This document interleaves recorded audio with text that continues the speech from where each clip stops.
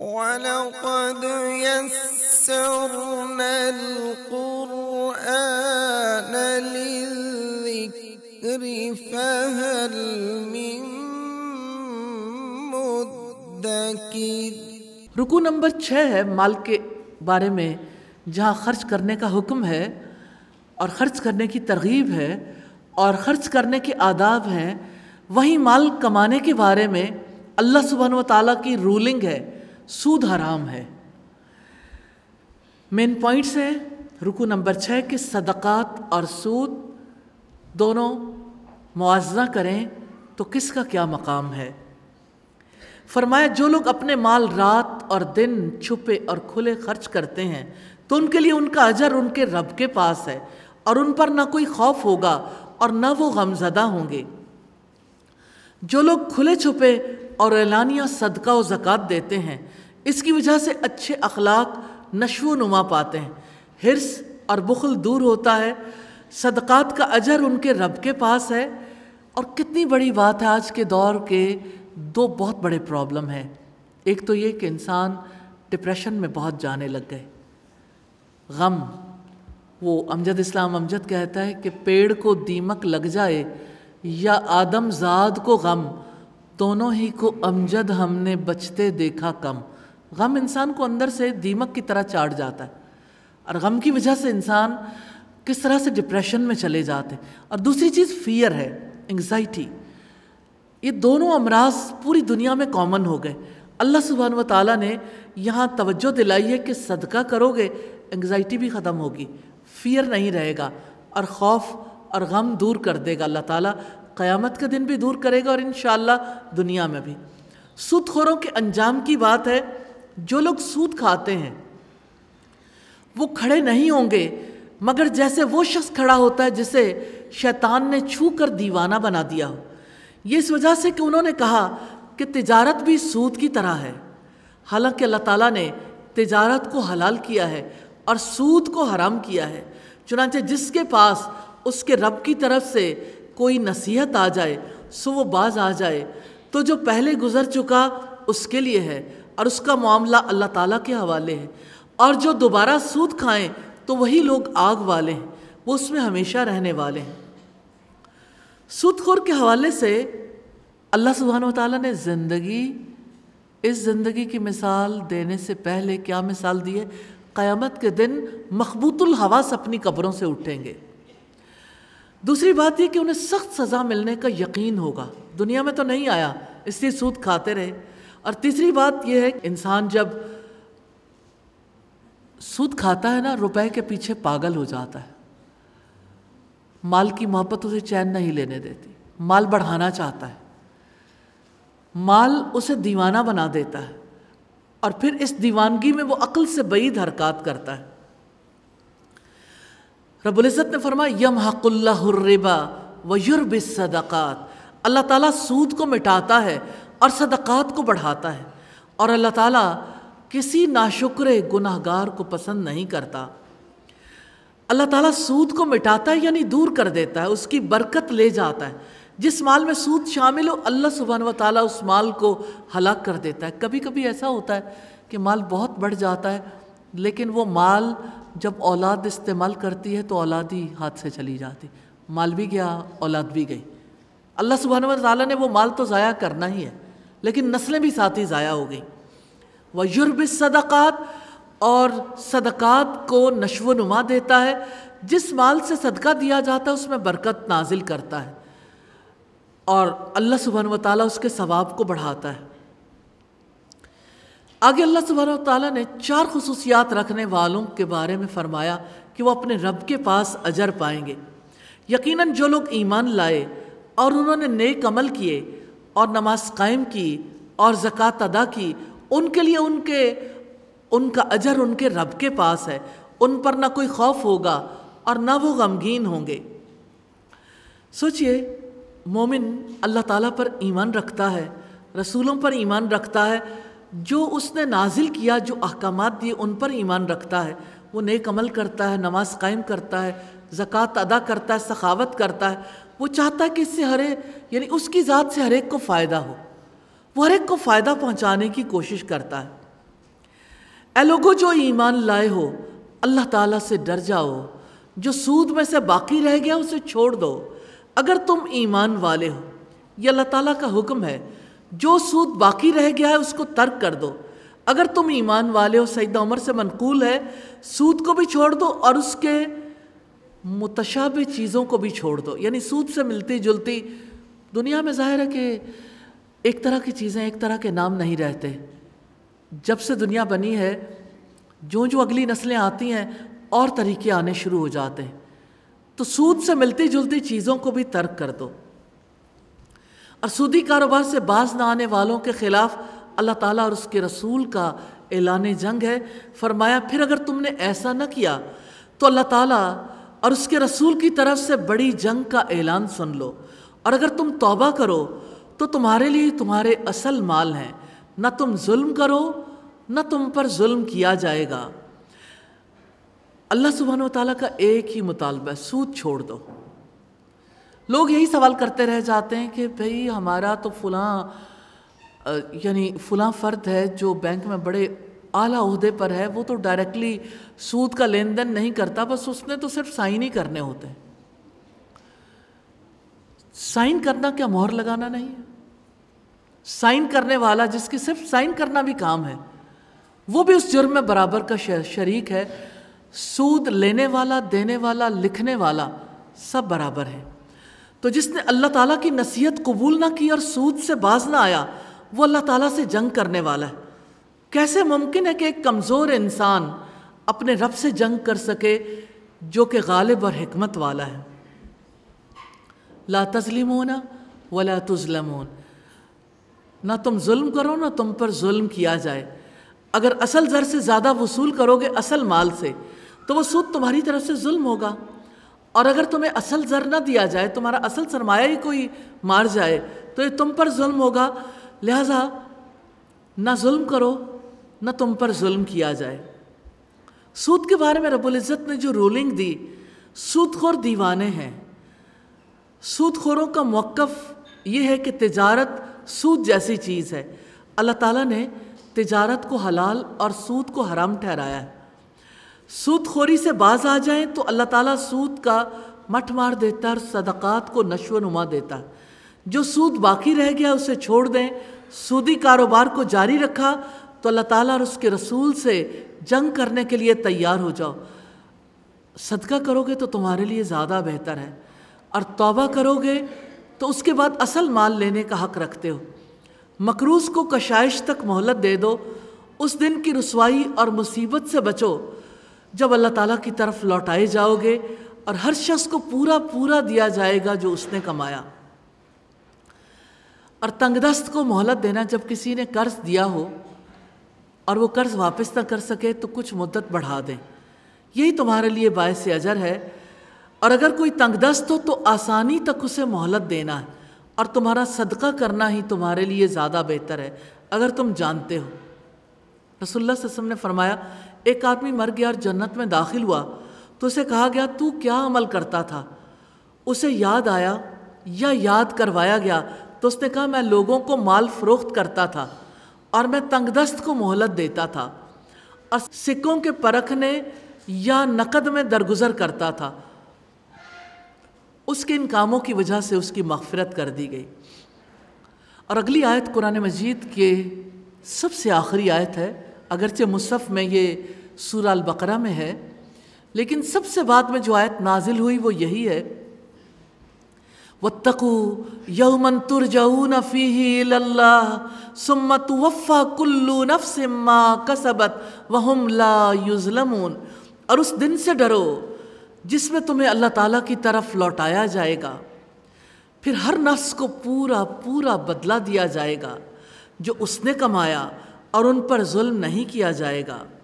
اللہ تعالیٰ نے اپنے بندوں کو نصیحت کی، انہیں یاد دلایا ہے کہ یہ دنیا زوال پذیر ہے، یہاں کے اموال، یہاں کی دیگر نعمتیں سب زائل ہو جانے والی، سب ختم ہونے والی، اس لیے والباقیات الصالحات، باقی رہنے والی نیکیاں کریں، ایسی نیکیاں جو کل کام آئیں۔ یہاں 10 ایسے کام ہیں جو اس رکوع میں بتائے گئے جن کو کرنا ہے، کھلے چھپے خرچ کرنا، دن رات خرچ کرنا، ایمان لانا، عمل صالح کرنا، نماز قائم کرنا، زکوٰۃ ادا کرنا، اللہ سبحانہ و تعالیٰ کا خوف رکھنا، توبہ کرنا، قرض دار کو مہلت دینا، قرض دار پر صدقہ کرنا۔ جن کاموں سے روکا گیا، سود کھانا، تجارت کو سود جیسا سمجھنا، ناشکرا پن، گنہگاری اور ظلم، کمٹمنٹ پوائنٹس ہیں۔ اگر سود لیتے یا سود دیتے ہیں تو یہ نیت کرنی ہے کہ سود لینا یا دینا چھوڑ دینا انشاءاللہ۔ یہ ایک دن میں نہیں ہوگا۔ جو لوگ سود میں بال جکڑے ہوئے ہیں انہیں بہت مدت لگتی ہے، لیکن نیت کر لیں، ارادہ کر لیں، اللہ سبحانہ و تعالیٰ سے مدد مانگیں، توفیق طلب کریں تو اللہ تعالیٰ وشیس سرکل سے نکال دیتے ہیں، برائی کے اس چکر سے ہی نکال دیتے ہیں۔ رکوع نمبر 7 ہے جس میں قرض کا قانون ہے، اور قرض کے معاملے میں ڈاکومنٹیشن کا حکم ہے۔ فرمان ہے جہانوں کے بادشاہ کا، اے لوگو جو ایمان لائے ہو، جب تم کسی مقررہ مدت تک باہم قرض کا لین دین کرو تو اسے لکھ لیا کرو، اور لکھنے والے پر لازم ہے کہ تمہارے درمیان انصاف کے ساتھ لکھے، اور کسی لکھنے والے کو لکھنے سے انکار بھی نہیں کرنا چاہیے، جیسا کہ اللہ تعالیٰ نے اسے لکھنا سکھایا۔ پس لازم ہے کہ وہ لکھے، اور لازم ہے کہ وہ شخص لکھوائے جس کے ذمے حق یعنی قرض ہے، اور وہ اللہ تعالیٰ سے ڈر جائے جو اس کا رب ہے، اور اس میں سے کچھ کم نہ کرے۔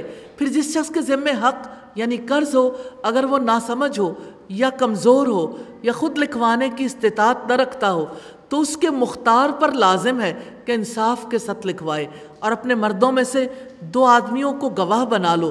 پھر اگر 2 مرد نہ ہوں تو 1 مرد اور 2 عورتیں، ان لوگوں میں سے جنہیں تم گواہوں میں سے پسند کرتے ہو، تاکہ ان دونوں عورتوں میں سے ایک بھول جائے تو ان میں سے ایک دوسری کو یاد کرا دے، اور گواہ انکار نہ کریں جب بھی انہیں گواہی کے لیے بلایا جائے، اور تم اس سے نہ اکتاؤ کہ تم اسے لکھو، معاملہ چھوٹا ہو یا بڑا، اس کی مقررہ مدت تک۔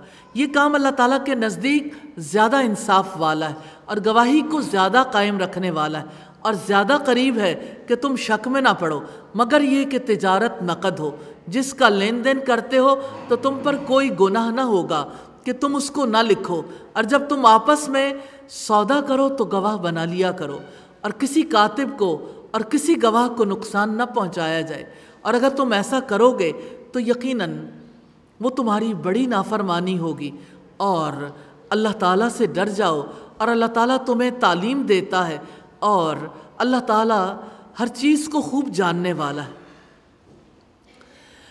پھر فرمایا یہ اگلے احکامات ہیں، سفر میں قرض کی ڈاکومنٹیشن نہ ہو سکے تو رہن لازم ہے، اور اگر تم سفر میں ہو اور کوئی لکھنے والا نہ پاؤ تو قبضے میں دیا گیا رہن لازم ہے۔ پھر اگر تم میں سے کوئی کسی پر اعتبار کرے تو جس پر اعتماد کیا گیا اس پر لازم ہے کہ وہ اس کی امانت ادا کرے، اور اللہ تعالیٰ سے ڈرے جو اس کا رب ہے، اور گواہی کو نہ چھپاؤ، اور جو اس کو چھپائے گا تو یقیناً اس کا دل گناہ گار ہے، اور جو کچھ تم کرتے ہو اللہ تعالیٰ اس کو خوب جاننے والا ہے۔ اگر تم سفر میں ہو اور کاتب نہ پاؤ تو تحریر کی بجائے قرض دینے والے کے پاس کوئی چیز گروی رکھ دو، یعنی اس کے قبضے میں دے دو۔ قرض دینے والا اسے قبضے میں رکھے گا، یہ اس کے پاس ضمانت ہے کہ قرض واپس مل جائے گا، جب وہ قرض لوٹائے گا چیز اسے واپس دے دی جائے گی۔ فرہان مقبوضہ، رہن کے ساتھ قبضے کی شرط ہے، بلا قبضہ کوئی رہن نہیں ہے۔ رہن کا مقصد اعتماد اور اعتبار ہے، اس لیے سفر اور حضر دونوں میں جائز ہے۔ رہن رکھی ہوئی چیز سے قرض خواہ کو خود فائدہ اٹھانے کا حق نہیں ہے۔ اگر کوئی کسی کو امانت دار سمجھتا اس کی امانت کا اعتبار ہو تو کتابت نہ کروانے اور گواہ نہ بنانے میں کوئی حرج نہیں۔ جس پر اعتماد کیا گیا ہو اسے اللہ تعالیٰ سے ڈر کر پوری امانت ادا کرنی چاہیے۔ قرض کا قانون رب العزت نے بتایا، اور رکوع نمبر 7 میں یہ بات بتائی، وَلَا تَكْتُمُوا الشَّهَادَةَ، شہادت یعنی گواہی کو نہ چھپاؤ، یعنی امانت میں خیانت نہ کرو، کیونکہ گواہی چھپانا کبیرہ گناہ ہے۔ اس رکوع میں جن باتوں کا حکم دیا گیا وہ 10 ہیں۔ قرض کے لین دین کو لکھنا، لکھنے سے انکار نہ کرنا، انصاف کے ساتھ ڈاکومنٹیشن کروانا، معاملات میں کمی بیشی نہ کرنا، گواہوں کا انتظام کرنا، گواہی دینے سے انکار نہ کرنا، ڈاکومنٹیشن میں سستی نہ کرنا، گواہوں کی عدم موجودگی میں رہن بالقبض پر معاملہ کرنا، امانت ادا کرنا، گواہی نہ چھپانا، اور جن کاموں سے روکا گیا شکوک و شبہات میں مبتلا ہونا، کاتب اور گواہ کو ستانا، گواہی چھپانا، گناہ میں آلودہ ہونا۔ کمٹمنٹ پوائنٹس ہیں، اگر کبھی قرض لینے اور دینے کی نوبت آئی تو اللہ کے قانون سے روگردانی نہیں کریں گے۔ یہ جاننا ہے کہ عورت کی نصف گواہی کے خلاف اس وقت کتنی NGOs کام کر رہی ہیں، یعنی عورت کی آدھی گواہی پر ہمارے جیسی مسلمان خواتین نے کہا کیا عورت آدھا انسان ہے؟ تو دیکھنے کی ضرورت ہے گواہی حق ہے یا ذمہ داری۔ رسپانسبلٹی کے لیے، ذمہ داری لینے کے لیے باقاعدہ ریلیاں نکالی گئیں، باقاعدہ طور پر احتجاجی مظاہرے کیے گئے۔ کس کے خلاف؟ کائنات کے مالک کے خلاف، کہ اس نے عورت کی گواہی کو آدھا کیوں قرار دیا۔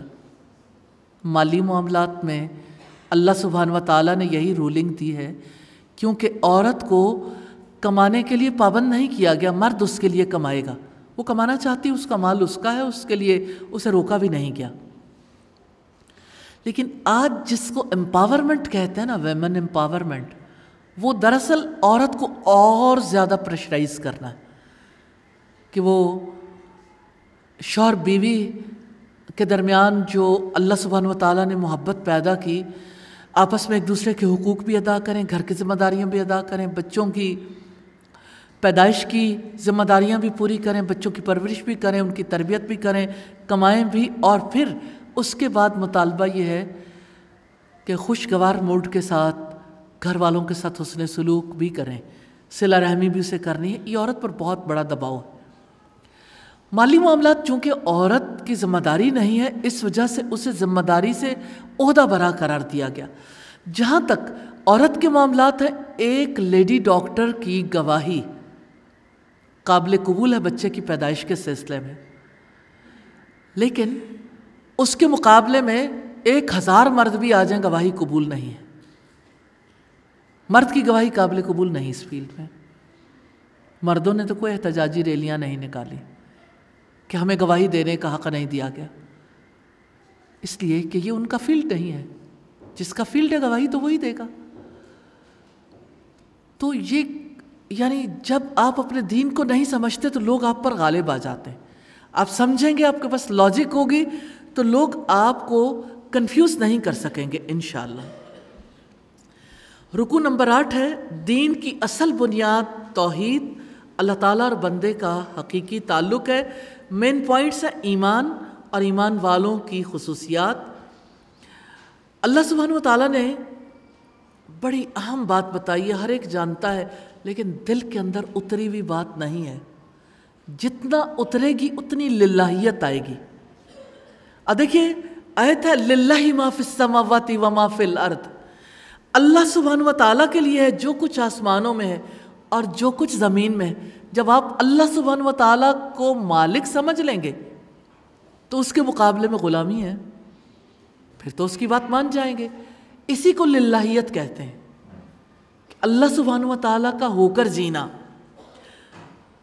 اور جو تمہارے دلوں میں ہے اگر تم ظاہر کرو یا اسے چھپاؤ، اللہ تعالیٰ تم سے اس کا حساب لے لے گا۔ پھر وہ جس کو چاہے گا بخش دے گا اور جس کو چاہے گا عذاب دے گا، اور اللہ تعالیٰ ہر چیز پر پوری طرح قدرت رکھنے والا ہے۔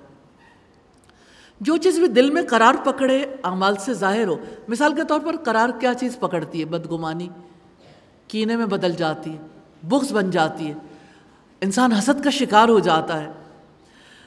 تو اللہ تعالیٰ ان تمام چیزوں کا حساب لے گا۔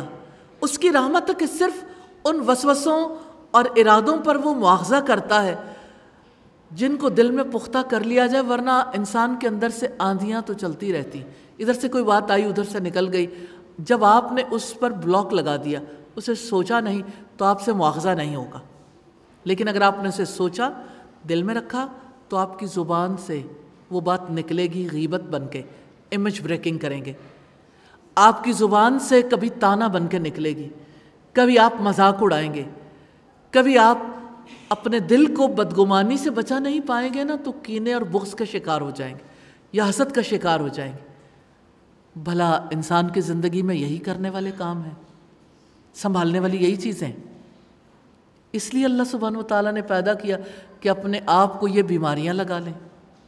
بیمار دل علاج چاہتا ہے لیکن پرہیز علاج سے بہتر ہے کہ انسان ابتدا میں ہی اس سے رک جائے۔ عرش تلے کا خزانہ ہے۔ اگلی آیات، آمن الرسول بما انزل الیہ من ربہ والمؤمنون، رسول ایمان لایا ہے اس پر جو اس کے رب کی جناب سے اس کی طرف نازل کیا گیا ہے، اور مومن بھی، سبھی اللہ تعالیٰ پر، اس کے فرشتوں پر، اس کی کتابوں پر، اس کے رسولوں پر ایمان لائے ہیں۔ اس کے رسولوں میں سے ہم کسی ایک کے درمیان بھی فرق نہیں کرتے۔ اور انہوں نے کہا ہم نے سنا اور ہم نے اطاعت کی، ہم تیری بخشش طلب کرتے ہیں اے ہمارے رب، اور تیری ہی جانب لوٹ کر جانا ہے۔ سیدنا علی فرماتے ہیں میں نہیں جانتا کہ اسلام کے جاننے والوں میں سے کوئی شخص آیت الکرسی اور سورہ البقرہ کی آخری آیتیں پڑھے بغیر سو جائے۔ آپ میں سے کتنے لوگ ہیں جو یہ آیات پڑھے بغیر سوتے ہیں؟ پڑھ کر سوتے ہیں سب؟ اگر نہیں پڑھتے تو آج نیت کر لیں کہ ضرور ان آیات کو پڑھ کر سونا ہے۔ یہ وہ خزانہ ہے جو تمہارے نبی کریم صلی اللہ علیہ وسلم عرش تلے کے خزانے سے دیے گئے ہیں۔ تو ایمان کا مطلب ہے اللہ تعالیٰ پر، اس کے فرشتوں پر، اس کے رسولوں پر، اس کی کتابوں پر اور آخرت کے دن پر ایمان لایا جائے۔ تو ایمان والوں کی خصوصیات ہیں، اللہ کے رسولوں میں سے کسی کے درمیان فرق نہیں کرتے، اللہ تعالیٰ کی سنتے ہیں، اس کی اطاعت کرتے ہیں، اللہ تعالیٰ سے خطاؤں اور بھول چوک کی معافی چاہتے ہیں، اللہ تعالیٰ کی طرف لوٹنے کا یقین رکھتے ہیں۔ یہ یقین رکھتے ہیں ہر شخص کی نیکی اور برائی کا وبال اسی پر ہے۔ اللہ تعالیٰ سے دعا کرتے ہیں ایسے بوجھ نہ ڈالے جو اٹھانے کی طاقت نہیں۔ اللہ تعالیٰ سے نرمی اور درگزر اور کافر قوم کے مقابلے میں مدد کی درخواست کرتے ہیں، صرف اللہ سبحانہ و تعالیٰ کو اپنا بناتے ہیں، اور اللہ تعالیٰ سے قصوروں پر گرفت نہ کرنے کی دعا کرنی چاہیے۔ ربنا لا تؤاخذنا ان نسینا او اخطأنا، اے ہمارے رب اگر ہم بھول جائیں یا غلطی کر بیٹھیں تو ہمارا مواخذہ نہ کرنا، اے ہمارے رب، اور ہم پر ویسا ہی بوجھ نہ ڈالنا جیسا تو نے ان لوگوں پر ڈالا تھا جو ہم سے پہلے تھے، اے ہمارے رب، اور تو ہم سے نہ اٹھوا جس کی ہم میں طاقت ہی نہیں، اور ہم سے درگزر فرما اور تو ہمیں بخش دے، اور تو ہم پر رحم فرما، تو ہمارا مولا ہے، چنانچہ کافر لوگوں کے مقابلے میں ہماری مدد فرما۔ یا اللہ ہمیں ایسی سزاؤں، تکلیفوں اور آزمائشوں میں مبتلا نہ کرنا جن کو برداشت کرنے کی ہم میں طاقت نہیں۔ اس رکوع میں 6 باتیں ایسی ہیں جن کا حکم دیا گیا: دلی معاملات پر اللہ تعالیٰ کو حساب لینے والا محسوس کرنا، ایمان لانا، اللہ تعالیٰ کی ہدایات پر ایمان لانا، رسولوں کے درمیان فرق نہ کرنا، اللہ سبحانہ و تعالیٰ سے بخشش کا طلبگار رہنا، حکم سن کر اطاعت کرنا، اور جن چیزوں سے روکا گیا بدیاں سمیٹنا، خطائیں کرنا، اللہ تعالیٰ کے احکامات کو بھول جانا۔ اور کمٹمنٹ پوائنٹس ہیں انسانوں کی غلامی سے چھڑانے اور ایک اللہ کی غلامی میں لانے کے لیے رسولوں کی طرف سے شروع کی گئی کوششوں میں شامل ہونا ہے انشاءاللہ تعالی۔ اللہ سبحانہ و تعالی ہم سب کو توفیق عطا فرمائے۔ سورہ البقرہ کمپلیٹ ہوئی۔ اللہ تعالیٰ سے دعا ہے ہم سے اس ٹوٹی پھوٹی کوشش کو قبول فرما لیں اور ہمارے دلوں میں اس کا یقین اتار دیں اور ہمیں اس پر عمل کرنے کی توفیق عطا فرمائیں۔ وَلَقَدْ يَسَّرْنَا الْقُرْآنَ لِلذِّكْرِ فَهَلْ مِن مُّدَّكِرٍ